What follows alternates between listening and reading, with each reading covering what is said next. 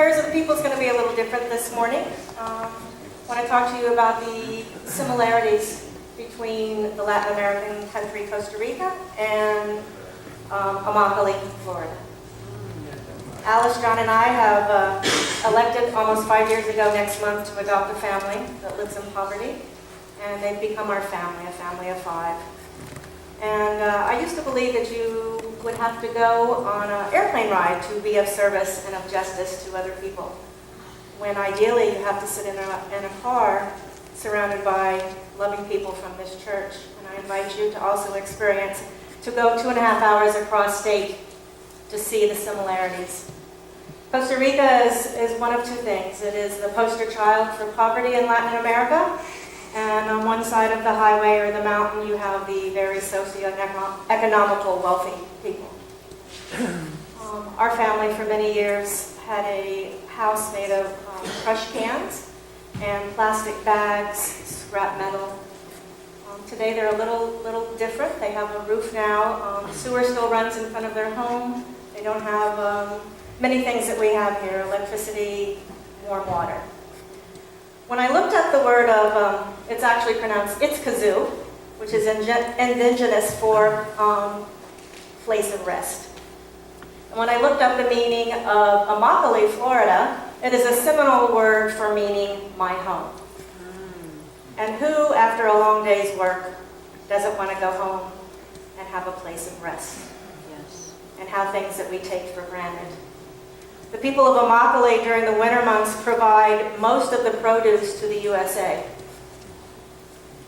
And people in Costa Rica have been outsourced by technology jobs. So it leaves our father, Mario, who is non-skilled labor in today's world, traveling 2.5 hours to work. And I found out yesterday that he's been away for 2.5 months for $100 that he was robbed of on his way back to his family. I have seen pictures, all of us, when we travel there once or twice a year, where he has laid in the dirt. He has bed bugs all over his chest, bites from the bugs. And his family doesn't have nothing of the world.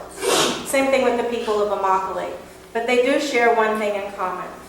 They have a faith that's very strong in the God of their understanding. They have a belief in family that is unmeasurable. I shared in the first service I was raised as an only child and always wanted to be part of the Waltons and have a family. And now I have each of you. Thank you.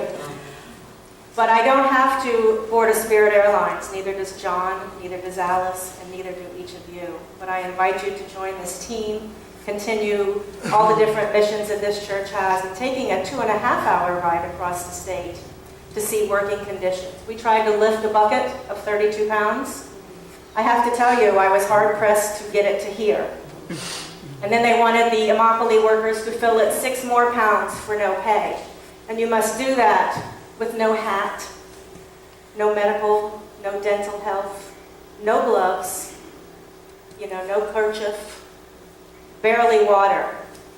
And they're very proud of all they accomplished, and they should. They're a very strong team.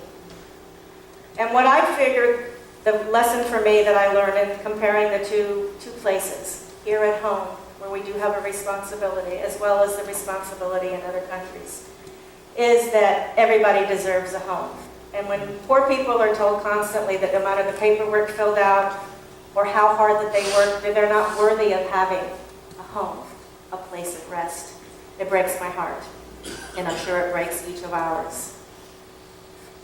I don't know what to say. The best example that I can say about the Immokalee workers is that they spoke for each other. Because the strongest message that I learned that day is that they never gave up, and they don't give up. They support one another. And the example that I can share with you today is that they have a t-shirt, I believe it's framed, of a 17-year-old young man who had worked in the fields all day and merely had asked for a 30-second, 1-minute reprieve for a glass of water, a bottle of water. And they not only denied him that, but they beat him to his death. And so that's where the coalition of Immokalee workers began.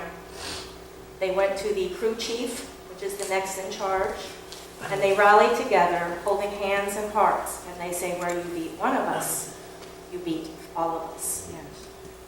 So whether the poster child is Itzkazoo, Costa Rica, or here at home, we have work to be done. So I invite you today as we lift them up in prayer, and we pray for their safety and their continued support from us and their needs, that you, our family, also have needs and prayers and praises this week that we will also lift up, because we need each and every one of you. And as we go to our homes, our places of rest this week, I invite you to ask yourself, or you and your partner discuss, what is the destiny of the Immokalee workers? What is the destiny of the Bermudez-Chavez family and all those that live in object poverty in Costa Rica? And what is our responsibility?